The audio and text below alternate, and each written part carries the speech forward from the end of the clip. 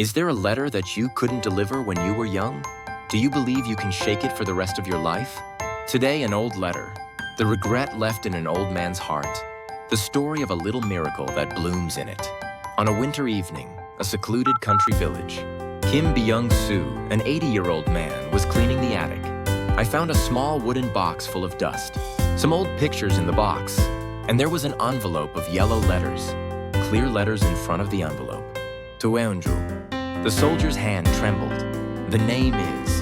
It was his first love that he kept in his heart for the rest of his life. The 1960s.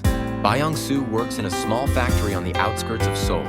I lived with my dreams even in poverty.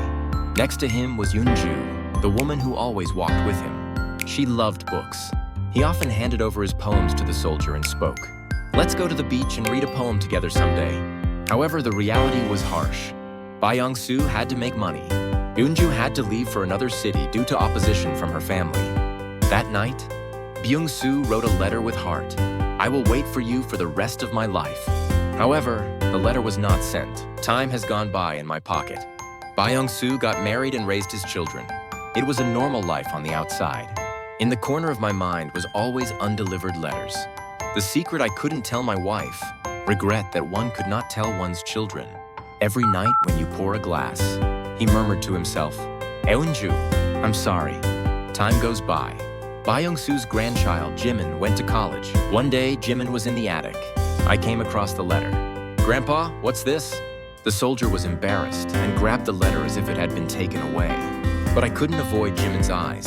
After a moment of silence, Byung-soo brought up his story for the first time. Jimin, this is Grandpa's greatest regret. Jimin told his grandfather. Now go and find it. It may not be too late. The soldier hesitated, but at the hands of his grandchildren. He headed to the city where Eunju lived for the first time in decades. A strange alley, a changed street. Eunju's house has already disappeared. There was a small bookstore there. The owner of the bookstore heard the story of Byung-soo and said, Oh, Mrs. Eunju. He died a few years ago. Tears welled up in the soldier's eyes. Yes, eventually we never met. However, the owner of the bookstore carefully held out a small box.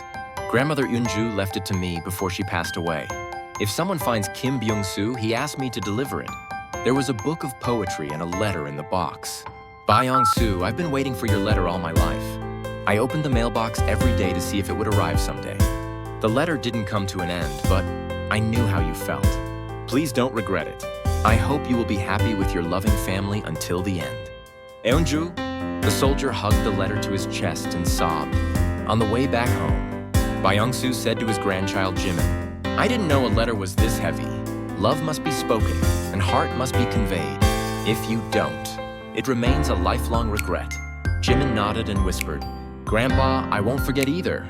If there's someone you like, I'll definitely tell you. Tears of late regret formed in Byung-soo's eyes.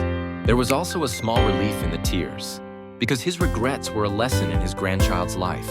The weight of a letter. It was a story that the heart that I couldn't tell remained as a regret that I would follow throughout my life.